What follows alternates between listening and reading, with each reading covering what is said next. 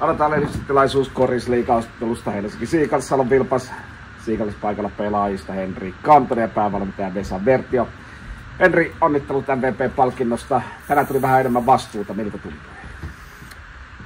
No, ainahan se on tietysti kiva pelaa niin kuin enemmän. Että sitä varten tässä kuitenkin kaikki nämä palautumiset ja harjoitukset ja kuntoutukset tehdään.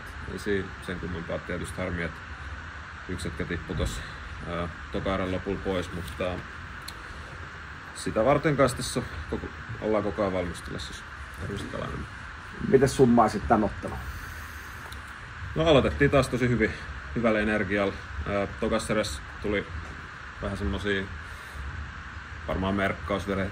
Pitää katsoa videot vielä se juttu, mutta semmosia ehkä meidän sovittuja asioiden ulkopuolella, että mistä Salo pääsi tekee niitä juttuja, mitä me ei haluttu antaa. Et ollaan mun mielestä suht hyvin pysytty siinä gameplanissa, että ollaan oltu kurjalaisia, mitä ollaan tehty, mutta siinä ehkä tuli pieni lipsahdus, mutta muuten niin ihan tyytyväinen, että jättiin palloa kivasti 23 syöttöä ja muutenkin oli hyvä meininki. Hyvä, kiitoksia Henri. Onko kysyttävää tämän? Joo, sen verran tätä on tullut kysytty jo useampaan kertaan, mutta tämän pelin jälkeen ei luultavasti vielä. Minkälainen yleisfiilis sulla on nyt paluun jälkeen kaiken kaikkiaan? Että miltä jalka tuntuu ja kaiken kaikkiaan miten on mennyt? Joo, no tietysti tässä voi puhua vaikka kuin pitkään siitä, mutta jalka tuntuu hyvältä ja mulle se niin pääjuttu on ollut se, että mä oon koko ajan niin valmiimpi näihin peleihin. Nämä pelit kanssa kovenee tässä koko ajan, että kuitenkin tavoitteena on ollut se, että nousujohteisesti toivottavasti niin päästään sitten finaaleihin ja siellä olisi niin parhaassa mahdollisessa kondiksissa. Et siinä mielessä ollut ihan hyvä, niin että ei ole ollut sellaista liiallista kuormaa kanssa, että pystyy koko ajan kuitenkin pitää kropasta huolta ja pystyy sitten pelaamaan ne minuutit, mitkä pelaa, niin kovalla intensiteetillä ja laadukkaasti, mutta ennen kaikkea nyt varsinkin loppukaudella se, että pitää saada kehosta enemmän irti ja sitten noi suoritukset kanssa varmasti paranee tosta, että ei mene noin syötötkään 2 metriä ohi. Se on varmasti niinku se viimeinen steppi, mutta ainakin tänään tuli tosi hyvä jakso. Kiitos. Kiitos. Ja jatketaan päävalmentajan Vesa Vertion kanssa. Siikas aloitti jälleen ryminällä. Oliko 20 pistettä eteen ensimmäisessä neljänneksessä? Miten tämä on mahdollista? No, en siinä nyt silleen mitään ihmeitä tapahdu. Tosi hyvällä energialla ollaan tultu näihin peleihin ja sitten me upotettu kyllä täällä kisahallissa nyt nämä 2 peliä, niin ensimmäisellä kvartterilla nämä heitot ihan mielettömän tarkasti. Ja Salolla ei ollut ehkä se ensimmäinen kvartteri, niin sitten taas niin ehkä ihan paras mahdollinen, että sitten se niin repsahti nopeasti, mutta Salo oli kyllä sitten nopeasti valmis pelaamaan toisella kympillä, että ei siinä mitään. Ja toisella kympillä Salo otti kiinni, mutta kolmannella lähditte taas ottamaan sitä keulaa. Mihin tämä ottelu kulminoiti sun mielestä? No siinä toisella me tehtiin kyllä niin kuin virheitä, että mun mielestä ihan selkeästi menetettiin palloa niin kuin vähän turhan helppoihin paikkoihin tai yritettiin liian vaikeita asioita tehdä siinä ja menetettiin palloa ja Salo on erinomainen joukkue juoksemaan kenttää, jos saa siihen mahdollisuuden, niin kuin menetyksistä aina saa. Ja siinä se niin oikeastaan oli, meillä 6 menetystä, jos Salo oli 8-10 pinnaa siinä menetyksessä, niin siinä oli se erä käsitelty. Muuten pysyttiin kyllä konseptissa ihan hyvin. Hyvä. Milläs mietteellä sitten Salo?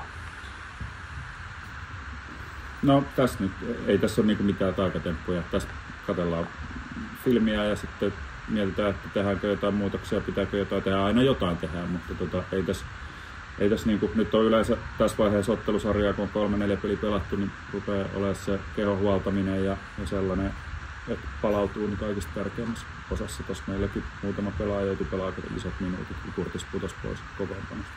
Hyvä. Kiitoksia Vesa. Onko kysyttävää? Valmentajat tunnetusti miettii paljon nyansseja pudotuspeliä aikana, mutta oikeastaan niin minkälainen sun Henkko-fiilis on, niin kuinka levollinen sä oot? Totta kai tulee niin peleissä heikompia hetkiä, mutta ne jää aika lyhyitä kuitenkin sillä tavalla. Pystytkö sä kuinka levollisesti pelien välissä? Kyllä mä nyt aika usein, aina on aika levollinen. Että ei mulla silleen, että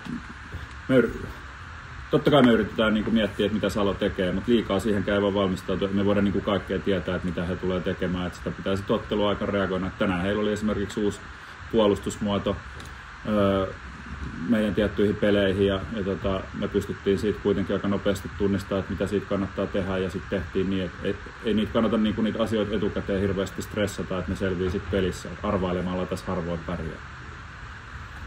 Oli tarkoitus laajentaa tämä pelaajien terveystilanteeseen kanssa, että voi olla levollinen senkin suhteen, mutta nyt tapahtui tuo yksi loukkaantuminen tuossa. Jos olisi ollut nyt vaikka klassisesti 7. finaali, niin minkälainen Hullisin tilanne on niin kuin tällä hetkellä? No mä en tiedä nyt tarkkaan, että vammakin on niin tuore, että katsotaan nyt mitä tässä seuraa.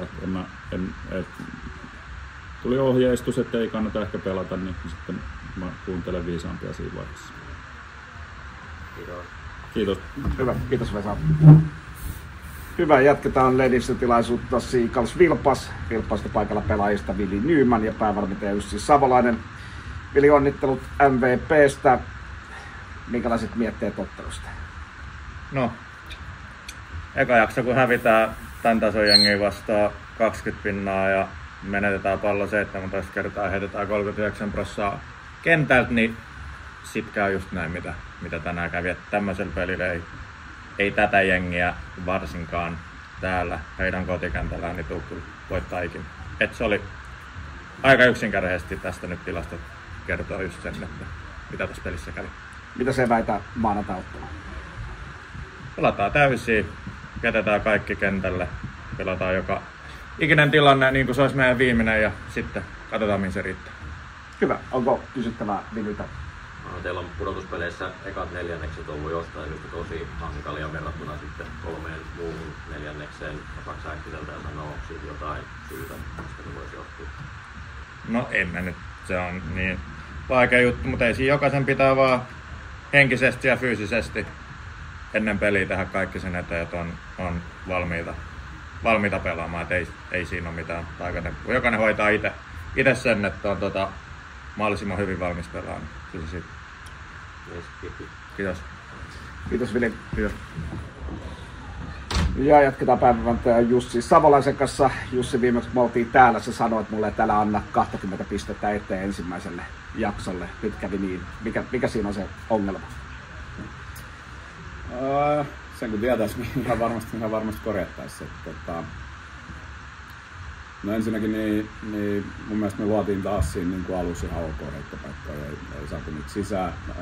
Toisekseen niin jätettiin puolustusposessonit vajaaksi, eli toisin sanottuna kun joku auttoi, kun oltiin hävitty puoliksi tilanne niin sitten jätettiin niin kuin auttamatta enää sitä ensimmäistä auttajaa, eli ei ollut sitä niin kuin malttia tai taitoa ja ymmärrystä siihen ja sitä efforttia, että pystyttäisiin niin jeesaa vielä enemmän toisemme, mitä me ehdottomasti tätä joukkuetta vastaan tarvitaan ja tietysti sit, kun saa hengen päälle ja sama juttu kuin viime matsissa täällä, että saa sen rytmi ja heitot tippuu, niin varmasti niin kuin kiva pelata ja sitten taas vastustajan kannalta niin vähän ikävämpi pelata, että ei se oli niin se mun fiilis, mikä siitä jäi. Sitten jos noin 3 vikaa 10, niin puolustus mun mielestä ihan ok, saatiin vähän rikottua erilaisia jutuja, mutta niin kuin Vili tuossa sanoi, niin 17 menetystä on aivan liikaa, eikä me pystytty kyllä luomaan varsinkaan siinä 3. erässä sellaisia heittopaikkoja, että me oltaisiin pystytty niin kuin ottaa sitä eroa kiinni, että siitä oli se päinvastoin, että kaveri karkasi sitten sen 8 pinnaa siihen vielä niin kuin lisää, niin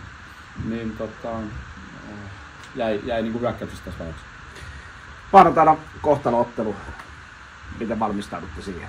Ei mitään. Ihan perusmenetelmin, että videot ja katsotaan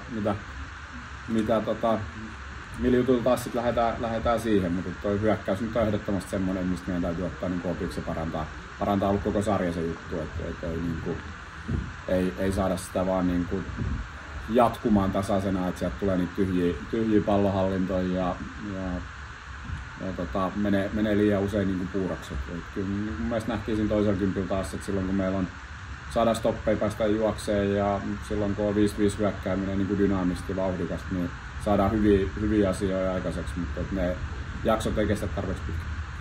Vielä yksi kysymys, että annetaan meidän lehdistölle. Clarkin tilanne, onko mahdollista pelaamaan täällä? No on mahdollista joo, katsotaan katsotaan miten nämä 2 seuraavaa päivää tässä nyt menee tässä välissä, että mitä pystyy tekemään ja sitten tehdään se päätös sillä maanantaina. Hyvä, kiitoksia. Onko kysyttävää Jussi? On jakso tyhjä, niin kiitos. Hyvä, kiitos.